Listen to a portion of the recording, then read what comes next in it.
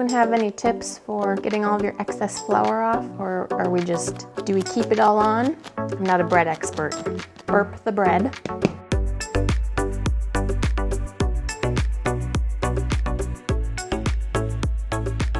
Hello everyone. Today we are making bread, and we're making a no-knead bread, so it's really easy on us to make. And compared to other no-knead breads, this one is pretty quick. We only have to let it rise for less than 2 hours for the first time, whereas a lot of them 8 hours, 12 hours. So this one is perfect for if you want bread the same day. To start, let's get out a big mixing bowl. I'm making mine half whole wheat, half all-purpose. This recipe is from The Busy Baker, so shout out to The Busy Baker. And their recipe calls for just all-purpose, but I'm putting whole wheat in. So we are going to need 4 cups of flour in total. Now, when you are measuring out your flour, make sure you are spooning your flour into your measuring cup.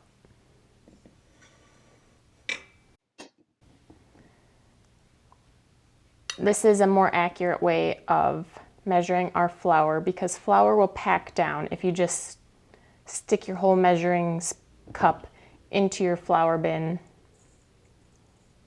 and measure it that way. So there's 1 cup. There's 2 cups of our whole wheat flour. And then we need 2 cups of our all-purpose flour. 1 and 2, bringing us to a total of 4 cups of flour. We might need it, so just keep it out for a minute. So next we need our yeast.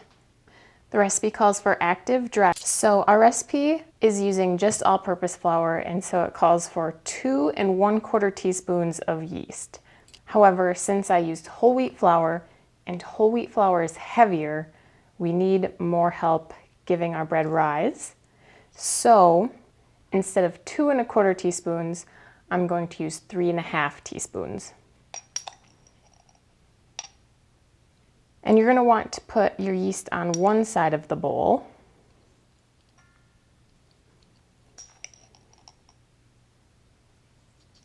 So there's 3 1/2 teaspoons. And if you're using packets of yeast, I will leave approximately how many packets you'll need down in the description for you guys. And then we need salt, and we need 1 1/2 teaspoons. And you're going to put your salt on the other side, opposite from where you put your yeast.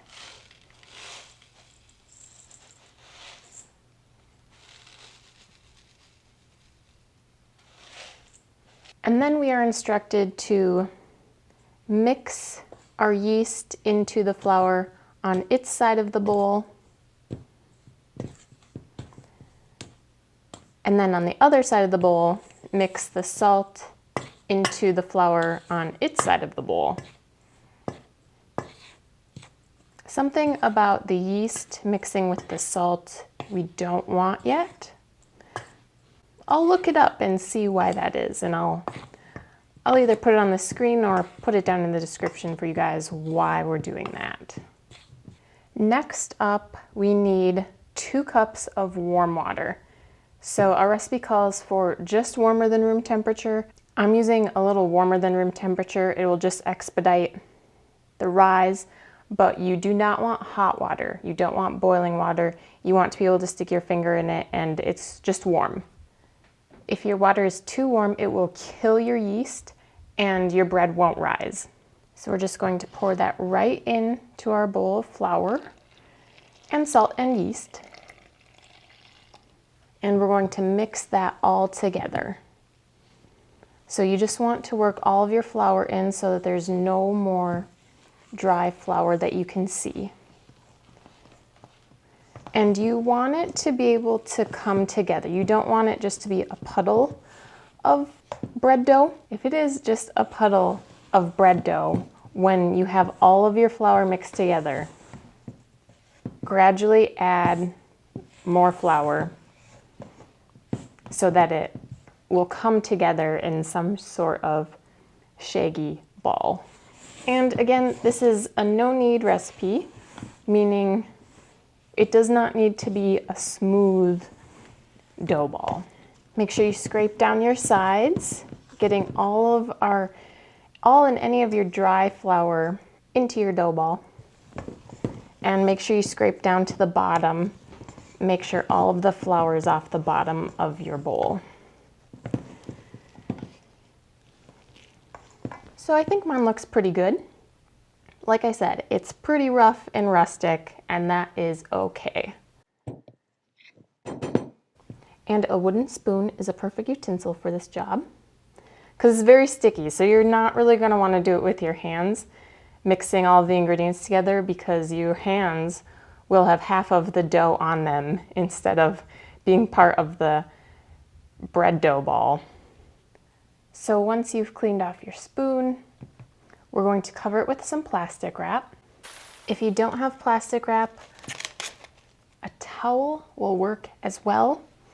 The main thing we want to happen is we want to keep any extra air from getting in there, and we want to keep it warm. So putting the plastic wrap over kind of traps some of the warmth that we had from our warm water, and it keeps any drafts from air conditioning or the furnace or fans or whatever off of your bread dough and allows it to rise at its best.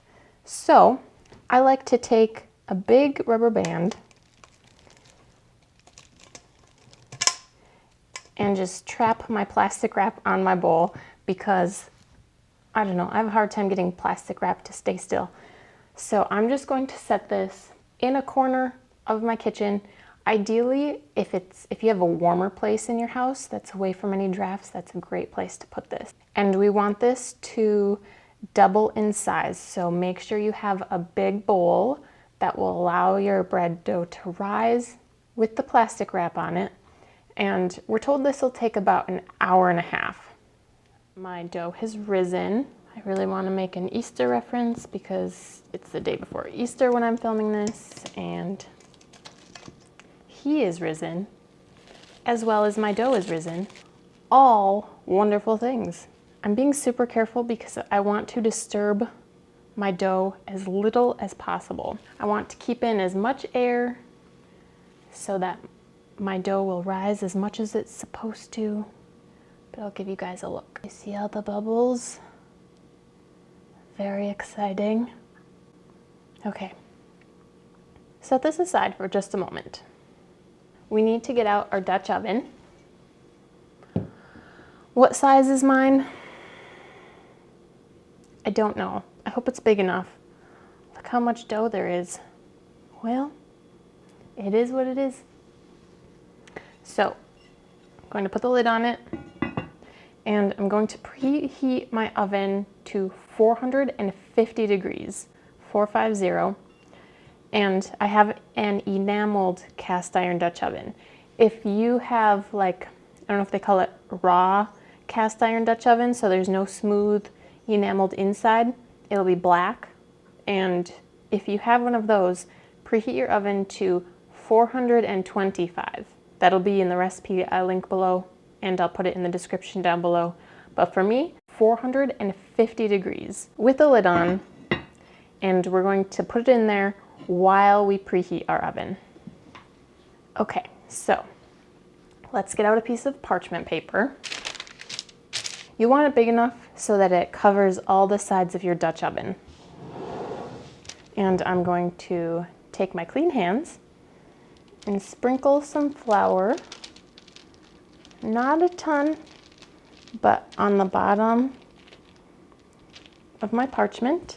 And then I'm going to rub some on my hands as well, because we're going to be taking our dough out of the bowl and it's going to be a little sticky. As gently as you can.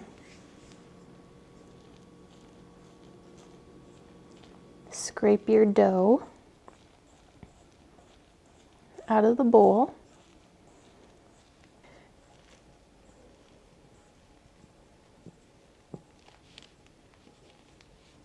It's going to be kind of rough looking, shaggy.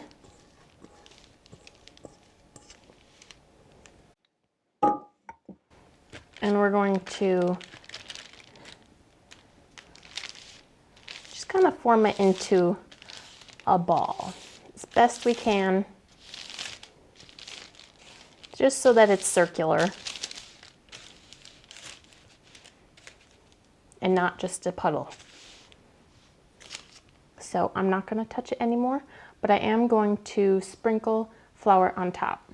And this is so that when we put a kitchen towel over the top of it to do its second rise, the towel will not stick. So get a clean towel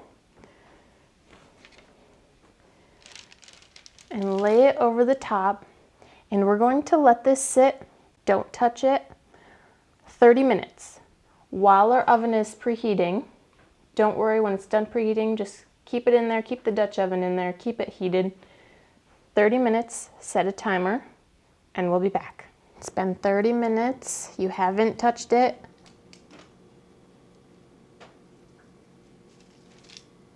Oh, it's puffed up a little bit.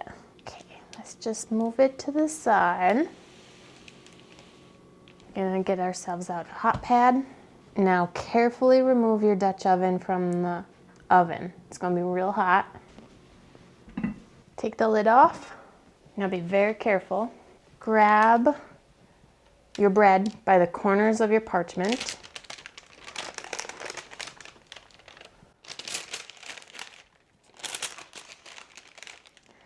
And gently lift it into your Dutch oven. Right into the center.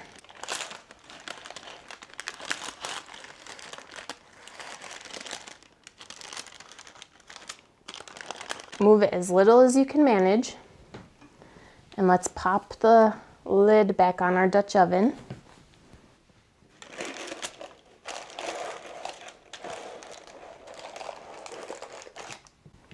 Okay, back into our oven, lid on for 30 minutes. Don't open the oven, don't take the lid off your Dutch oven, just set your timer for 30 minutes and let it do its thing. All right, it has been 30 minutes. All we need to do is take the lid off of our bread. And then we have it in there for 10 more minutes. We've had our bread in for those last 10 minutes. It's time to take it out. Ooh. Now don't worry about this flour. We can brush that off later. So what we want to do is remove it from the Dutch oven, because the Dutch oven is still hot.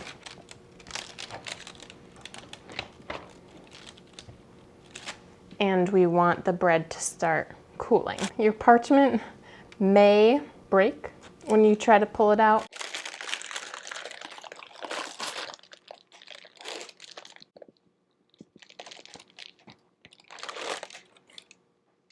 And then if you have a wire cooling rack, set it on there.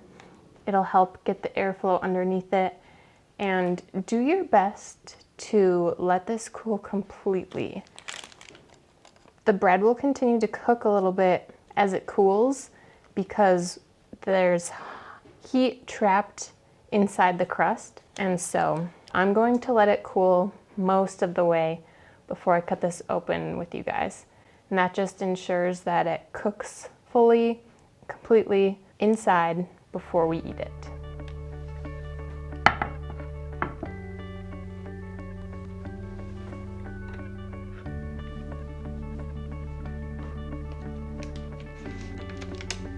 All right, our bread has cooled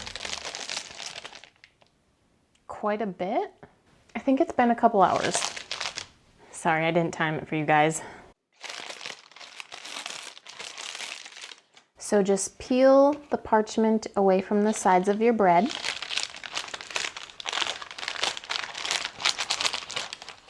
And then peel it up from the bottom. And I'm just going to pat off and kind of scrape off some excess flour If you have like a little pastry brush, I think that would be handy to get some of the flour off.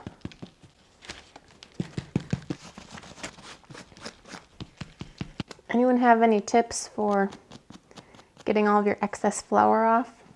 Or are we just, do we keep it all on? I'm not a bread expert. Burp the bread. That does pretty well, actually.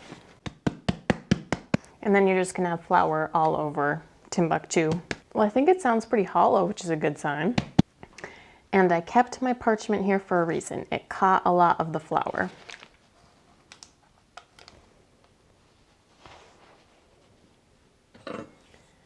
So, let's slice it open.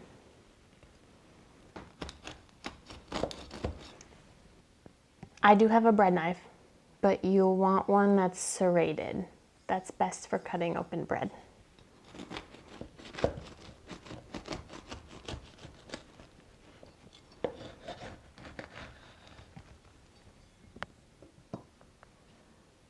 Bread.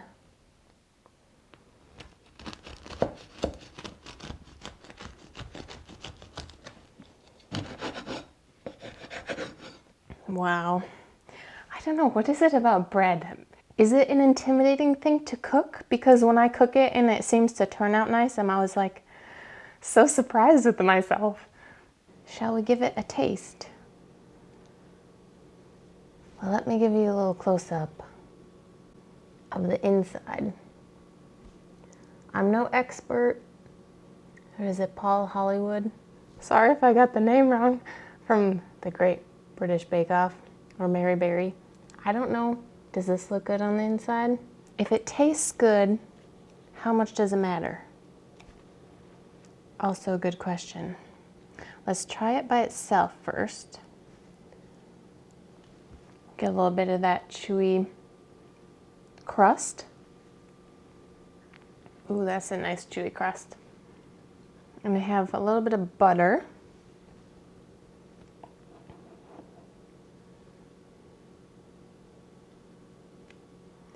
Put a healthy little smear on there. I'll tell you what, if nothing else, it's an excellent vessel for butter. I just have to give it one more taste, just for good measure.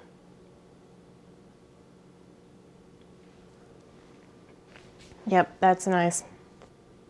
Homemade bread, everyone. It takes a little bit of the guesswork out of making bread, being a no-knead bread, and it's kind of just, sometimes I'm just lazy and I don't want to knead the bread, so it's awesome that no-knead breads are an option.